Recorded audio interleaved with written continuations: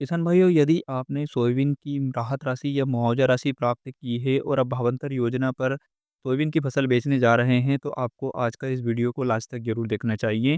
भावांतर योजना के अंतर्गत सोयाबीन की जो लिमिट तय की गई है, यानी कि 1 एकड़ पर कितने कुंटल अधिकतम किसान बेच सकते हैं, तो उस लिमिट में से भावांतर योजना वाले किसानों ने यदि सोयाबीन की राहत राशि या मुआवजा राशि प्राप्त की है, तो उस राशि के अंतर्गत जिस प्रतिशत का नुकसान हुआ था, उस नुकसान की मात्रा को भावांतर योजना की लिमिट की मात्रा से घटाकर किसानों को लाभ दिया जाएगा।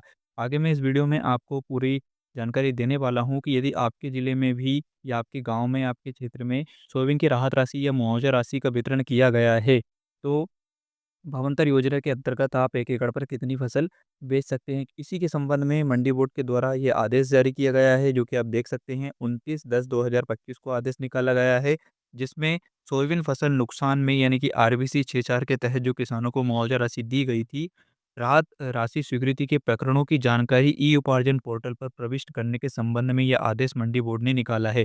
यानी कि सोयाबीन की जो आरबीसी 64 के तहत किसानों को राहत राशि दी गई है, तो कौन-कौन से किसानों को कितना पैसा, कितने प्रतिशत नुकसान पर सरकार ने राहत राशि का खाते में डाला है, उसकी जानकारी एमपी ई-उपार्जन पोर्टल पर दर्ज करने के लिए अधिकारियों को निर्देशित किया गया है। उसी संबंध में ये जानकारी के संबंध में यहाँ पर मंडी बोर्ड ने आदेश जारी किया है। उपरोक्त विषय अंतर्गत संदर्भित पत्र अवलोकन करने का कष्ट करें कि सोयाबीन फसल नुकसान आरबीसी 64 के अंतर्गत स्वीकृत राहत राशि की जानकारी एमपी ई उपार्जन पोर्टल में क्रॉप लॉस लिंक पर 24 अक्टूबर तक दर्ज करने हेतु उल्लेख किया गया है और 31 अक्टूबर तक ये जानकारी मांगी गई है। यहाँ पर आप देख सकते हैं। तो जिन भी किसानों को राहत राशि दी जा चुकी है, उन किसानों की जानकारी एमपी उपार्जन पोर्टल पर अपलोड की जा रही है। 31 तारीख तक ये कार्य पूर्ण किया जाएगा। उसके बाद दोस्तों, जब आप भावांतर योजना पर सोयाबीन की फसल मंडियों में बेचने जाएंगे, मान लीजिए आपने 1 एकड़ पर, अभी मान लीजिए ढाई, अभी जो लिमिट है वो 1 हेक्टेयर पर 10 कुंटल की सुनने में आ रहा है अलग-अलग मंडियों से। तो यानी कि यदि अभी जो लिमिट है 1 हेक्टेयर पर 10 कुंटल सोयाबीन भावांतर योजना पर किसान बेच सकता है। अब यदि उस किसान को यहाँ पर राहत राशि मिली है और सरकार ने जो राहत राशि डाली है, मान लो किसी ज़िले में यदि 50% नुकसान पर डाली गई है, यानी कि आपके खेत में औसत उत्पादन यदि सोयाबीन का एवरेज माने जाए कि 6 कुंटल प्रति एकड़ था। अब उसमें से 50% नुकसान के अंतर्गत आपने राहत राशि प्राप्त कर ली। तो यानी कि आपका उत्पादन 6 कुंटल प्रति एकड़ से घटकर 3 कुंटल प्रति एकड़ रह गया, क्योंकि 50% नुकसान का आपने सर्वे कराया है और आपने उसकी राहत राशि प्राप्त की है। तो अब ये थी 3 कुंटल प्रति एकड़ आपका बच चुका है, क्योंकि 3 कुंटल का तो नुकसान आपने दर्शाकर उसका राहत राशि प्राप्त कर ली। अब 3 कुंटल प्रति एकड़ जो बची है, वही मात्रा आप भावांतर योजना पर बेच सकते हैं। तो जिन भी किसानों को जितने भी प्रतिशत के हिसाब से राहत राशि, मुआवजा राशि सोयाबीन की मिली है, उस मात्रा को काटकर जो बची हुई मात्रा रहेगी, वही मात्रा आप भावांतर योजना पर बेच सकते हैं। इस प्रकार का यहाँ पर इस योजना में नियम है। तो जिन किसानों को इसके बारे में पता नहीं था, उनको इस वीडियो में मैं आपको समझा रहा हूँ। सभी किसानों को भी इस बात को बताने के लिए वीडियो को शेयर कर दीजिएगा कि जिन किसानों को राहत राशि मिली है, जिन किसानों को मुआवजा राशि मिल चुकी है, उन किसानों को भावांतर योजना में पूरी मात्रा बेचने का लाभ नहीं मिलने वाला है।